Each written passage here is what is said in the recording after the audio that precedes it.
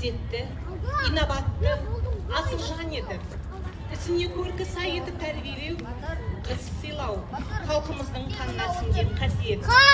Олардың айналадағы адамдармен қарым-қатынас жасай білуіне кепіл бере отырып, оларға нәзіктік пен сүйкімділік қасиеттерін бере білген. Қыз еле келе жатқан салт дәстүрін, әдет ғұрыптарын сөндірмей жалғастыратын өнерлі де ибалы болып өссе дейміз.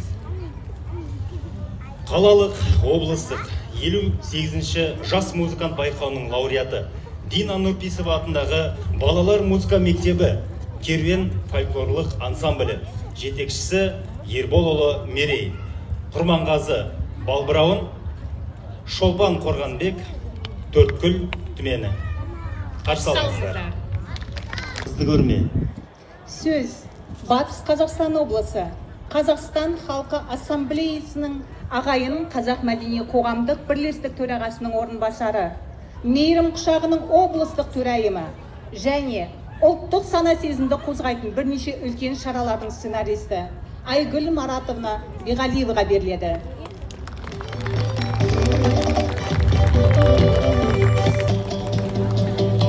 Келесі кезекте қыз баланың дүниеге келгенінен қосағын тауып ұзатылғанға дейінгі көрініс қойылымын тамашалаңыздар. Қадірменді кеш қонақтары және көрермендері, кешіміз өз мәресіне жетті. Кешті жүргізген Ақтархан Ерназарова Сәбитқызы және Бекзат Сәбитұлы Сәбитов.